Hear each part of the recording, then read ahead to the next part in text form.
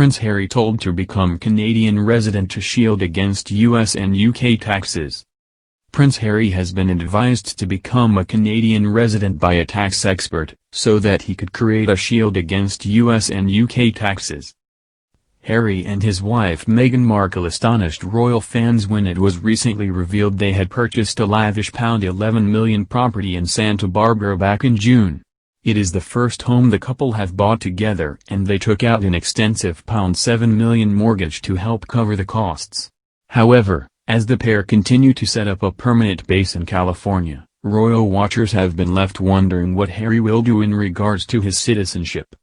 While Meghan and their son Archie are U.S. citizens, Harry's representatives have confirmed that he will not be seeking dual U.S.-UK citizenship or a green card through his wife. Yet, if he stays in the U.S. for 121 days or more, then he is automatically a U.S. resident and therefore has to pay income tax. However, tax advisor David Lesperance suggested Harry could avoid this outcome by looking to Canada during an exclusive interview with Express.co.uk. He said, "If I were to advise Harry, purely from a tax point of view, whether this looks good, and whether this fits the image, and whether this impacts their revenue production because of the image, I would recommend that he actually becomes a resident for tax purposes in Canada. And then use Canada as a shield against claims in the US and the UK, because unlike the UK and the US, Canada does not have an estate tax. Canada as a potential tax haven is quite attractive." The couple did initially spend time in Canada after their announcement back in January about leaving the firm, and the nation has been hailed as a tax haven.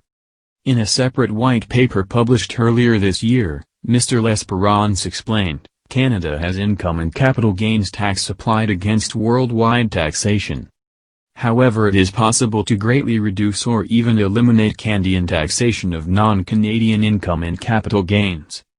This would require careful legal pre-immigration tax planning. Canada does not have an estate gift or wealth tax. Therefore, at a minimum, it is attractive as a place to acquire a domicile of choice for anyone who wishes to avoid UK estate tax." Speaking to Express.co.uk last week, Mr. Lesperance explained how Harry could go about using Canada's tax laws to his advantage. He said, first, Harry would get an immigration status. He suggested the Duke of Sussex could use the self-employed status, for which he could pretty easily qualify through his work as the founder of the Invictus Games. Mr. Lesperance continued, "And that gets him permanent residence. And we then want him to have a home in Canada, be able to have wills and work out a domicile. We would have to build up things, and we wouldn't want him to have to spend more than 120 days in the US, but let's say he sets up in Vancouver Island, where he was staying." He pointed out that any days Harry spends commuting between Canada and the US would not count towards his 120 days in the States.